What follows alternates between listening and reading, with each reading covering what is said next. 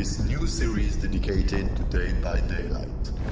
Here, we'll bring a light on design choices, balance issues, and suggest various ideas and concepts to discuss what would be good to improve the experience of the game and keep it safe on long term. So take place, make yourself comfortable, and dig with us into the earth of the fog.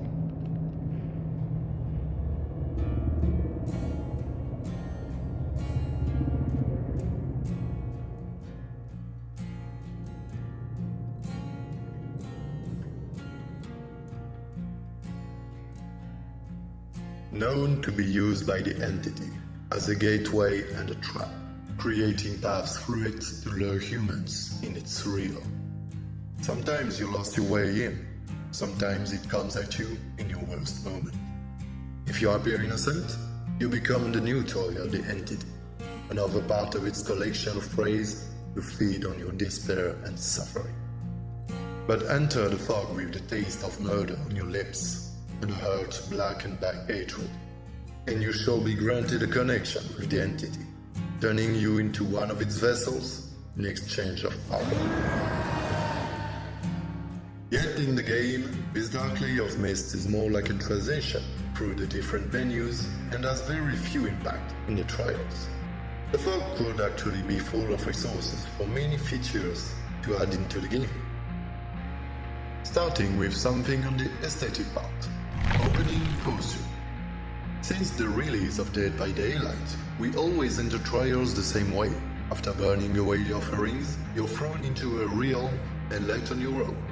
Despite being enough to just play, wouldn't it be great to actually see the fog bringing you to your starting point? We could imagine, as a default feature, the survivor running out of a thick layer of mist, camera in front of him. As the fog goes away, the survivor slows down his course, looking around him, startled and observant, while the camera slowly moves around to finish behind him, taking place before the game starts. On the killer side, we could watch him walking slowly out of the fog, making eventually a move with his weapon. This could be matter for a sweet customable feature, adding some flavor to the game start, but also purchasable content and potential rewards to make players feeling more involved into the game. Some more instances would look as follows. You could start the game with your survivor on the ground, waking up as the fog reveals him, slowly getting in place, or as a reward for mastering survival, you could be granted the honor to watch him getting out of the fog, walking in a confident and determined way, warming up his raised hand on stuff. You could also have exclusive posters to some characters, some only usable when the survivor brings a specific item. The possibilities are quite large. But what if it played a more important role in the trials of the entity? If the fog brings you in, what if it leaves some paths around? Entering a trial, the realm opens some of its walls onto entrances of another kind. The larger the realm, the more paths open. Each path connects to another into the trial, leading to a different part of the map, and switches its connection with another entrance every 2 minutes. Since this feature would offer a new opportunity of escaping a chase for the survivors, going through the fog would give a short buff to the killer, such as making him indetectable for 5 seconds after reappearing for a surprise attack, or granting him an ace status effect for 5 seconds while chasing a survivor. However, nothing would allow you to know where an entrance will lead you, making it a risky bet to take, depending on the situation. We could imagine perks for both sides, allowing the player to see the auras of the nearest fog path and the other currently connected to it. But of course that's only an idea.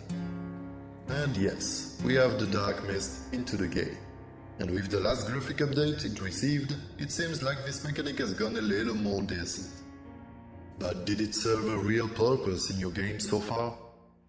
The so-called dark mist is barely noticeable most of the time, and the regent offerings are not making a lot of difference. However, it is one of the most neutral elements affecting a trial, allowing a survivor to better hide or the killer to dissimulate his red stain to approach the unaware survivors. At the end, it would only depend on the skill of each player from both sides to use it to their favor. Instead of changing the thickness of the dark mist only, we could have the regions affecting the appearance of the fog in the realm, making it not only thicker, but also higher to really blur the entire field of view, and also the aspect of the sky and the lighting. Depending on the atmospheric events occurring in the trial, the areas will become darker, making the beams of light going through windows and trees disappear, and the actual mist will be replaced for better fog, affecting your ability to see from far away. This feature will put players in front of their own resources and skill to face a radius tight and will give to the Regent offerings a fresh new use. To allow killers to answer this, we would also improve shadow cover. The perk will now immune the killer against fog alteration, granting him a clear and bright view at all moments.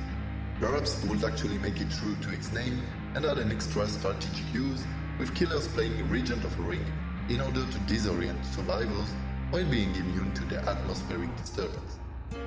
And on that, we conclude the pilot episode of this series. I wanted to start on a lighter topic that I don't see frequently on YouTube to begin the series before going into the hard-wired stuff. But be assured we'll talk about more actual problems of the game and how to improve them in the near future. And there's a lot coming. Perk system, blood web, hook mechanic, hexes, camping strategy, memento moris and more. For now, what do you think about making the fog more relevant in Dead by Daylight? Give me your opinions about the video in the comment, share it if you find it useful, and know that I'm looking for artists making fan-made musics of Dead by Daylight. So if you want to submit me your work, send an email or let me know with comment. Have a good day. Last bit. Until next time.